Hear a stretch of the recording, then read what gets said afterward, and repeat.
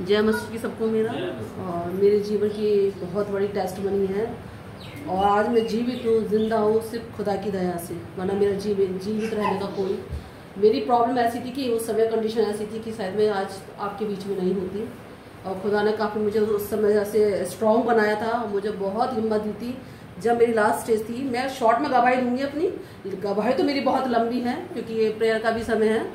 तो मैं यही कहूँगी कि खुदा ने मुझे आज जीवित रखा है, आज मैं जीवित हूँ खुदा की महिमा के लिए। शायद खुदा की कुछ बड़ी प्लानिंग होती है अपने बच्चों से, और शायद मेरे जीवन से भी खुदा की कुछ प्लानिंग रही है। तो इसलिए मुझे खुदा यहाँ जीवित रखे हुए है और खुदा ने मुझे जीवित किया है, और मैं खुदा का धन्यवाद देती हूँ। क्योंकि जिस समय मेरी कंडीशन ऐसी थी कि मैं उस समय मतलब लास्ट स्टेज में मेरी कंडीशन थी, जब मैं आगरा भर्ती हुई थी ICU में, तो डॉक्टर ने मुझे दिल्ली ले आने के लिए पहले उन्होंने ये कहा था कि तुम्हें मैं इतना रिकवर कर देता हूँ कि तुम दिल्ली जा सको। 3 दिन में आगरा में ICU में भर्ती रही, और फिर उन्होंने मुझे सर्जन को रेफर किया, दीपा अग्रवाल है आगरा के अंदर। जब उन्होंने पेस मेकर के बारे में जब रेट बताए, जब उन्होंने मेरी कंडीशन रिपोर्ट्स वगैरह देखी जो कराई थी दूसरे डॉक्टर ने, तो अभी तुम्हारी कंडीशन बहुत ख़राब है, तुम्हें अर्जेंट यहाँ भर्ती होना पड़ेगा ICU में, क्योंकि हमें दिल्ली से टीम को बुलाना है। तो हमारे घर वालों ने रिस्क नहीं लिया उस समय। तो जब एक पेशेंट को ये पता लग जाए कि उसकी उम्र मतलब इस कंडीशन क्या है, उसे कितना समय अब मतलब उसका कोई वो नहीं है कि वो कब चला जाए, जब डॉक्टर उसको एक्सप्लेन करे तो पैरों नीचे जमीन निकल जाती है पेशेंट के लिए, जब उसके सामने ऐसी बातें हो। तो फिर भी मुझे खुदा ने वहाँ स्ट्रॉन्ग बनाया और मुझे हिम्मत दी। जब उन्होंने कहा था इन्हें भर्ती करो, और ये पेस मेकर की रेंज थी 6.5 लाख 5.5 लाख, उससे भी रेंज में 7 लाख 10 लाख बहुत रेट के थे। तो हमने इतना तो हम एफर्ट भी नहीं कर पाएंगे जितना ये इसके रेट पेस मेकर के हैं, हम कहाँ से करेंगे, और इतना अर्जेंट। तो हमने कहा ठीक है, हम लोग अभी हम बाद में डिस्कस करके आपको बताएंगे। तो हम लोग इतना कह के वहाँ से आ गए थे घर पे। तो घर पे आने के बाद रात में मेरी कंडीशन बहुत ज़्यादा हो गई थी, इतनी ख़राब हो गई थी कि मुझे ऑक्सीजन सिलेंडर मेरे घर पे मंगाया गया था हॉस्पिटल से, ना मैं चम्मच से पानी पी पा रही थी। वो समय मेरे लिए बहुत बहुत डिफ़िकल्ट था, बहुत दुख का समय था मेरे जीवन में। मैं एक्सप्लेन भी नहीं कर सकती उस समय कि मेरी कंडीशन उस समय कैसी थी। मैं जानती मुझे खुदा ने कितनी हिम्मत मुझे उस समय दी। मैं लाल लोगों के घर में अपनी कंडीशन को देख रही थी कि सब रो रहे थे मेरे लिए। मेरे खुदा, अगर आपकी इच्छा है तो मैं जीवित रहूंगी, वरना मुझे जीने का कोई वो नहीं, मुझे जीना नहीं है। तो मुझे उठा ले ऐसी कंडीशन से जो मैं शरीर में देख रही हूँ, जो अपने जीवन में देख रही हूँ प्रभु, कि मुझे मालूम मेरा शरीर किस उस लास्ट स्टेज में था जब मैं बयान नहीं कर सकती, मैं एक्सप्लेन नहीं कर सकती कि उस समय मेरे शरीर के साथ क्या कंडीशन थी।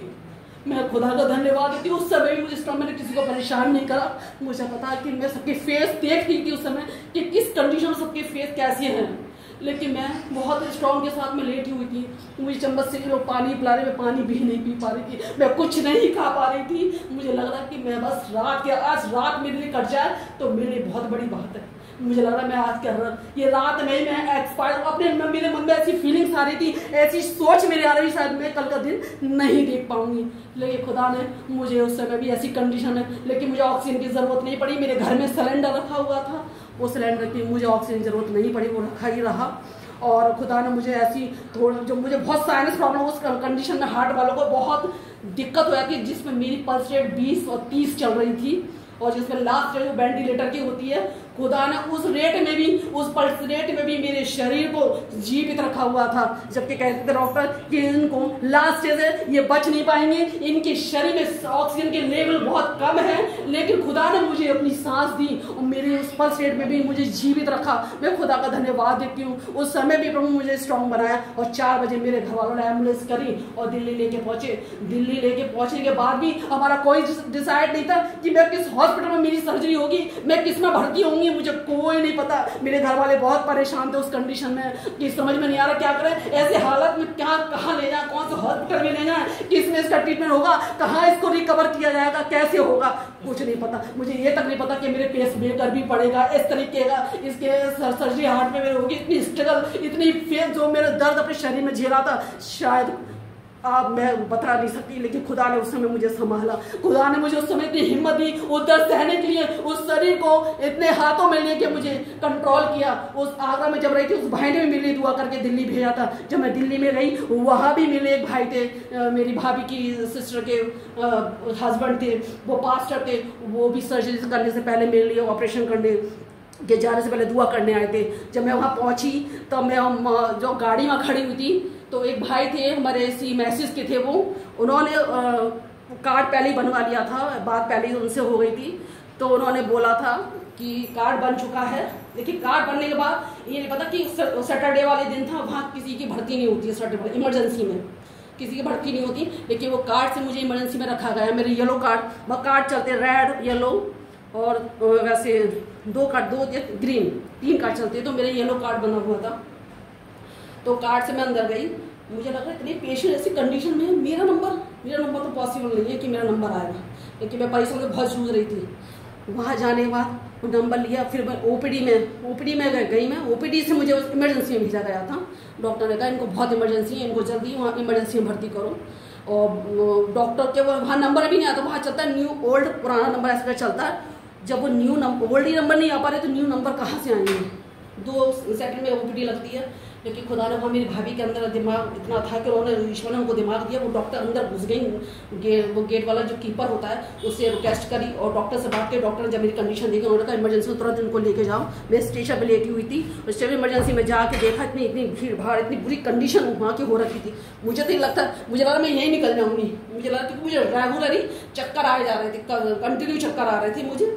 और खुदा ने भाभी मुझे संभाला। मुझे लगा कि मुझे सांस ही ले पा रही हूँ, मुझे इतनी घुटन हो रही, एक सफोकेशन जैसा बहुत हो रहा था। उस समय तो कोई बयान नहीं कर सकता। एक मरीज जब उस समय कंडीशन अपनी फेस करता है तो वो सोचता है कि वो मर जाए, जीवित ना रहे। तो उस समय वो इमरजेंसी में जाने के बाद येलो कार्ड देखने के बाद मेरी फाइल आगरा की बनी हुई थी, जिससे मेरा नंबर वहाँ आ गया दिल्ली में। अचानक डॉक्टर आया कि निशा नाम की कौन है, तो मैं चौंक गई। मेरी सडनली मेरा नाम कैसे? अचानक से डॉक्टर ने, मेरे इतने पेशेंट हैं, मेरा वहाँ मेरी फाइल लेके उन्होंने सब रिपोर्ट्स वगैरह देखी।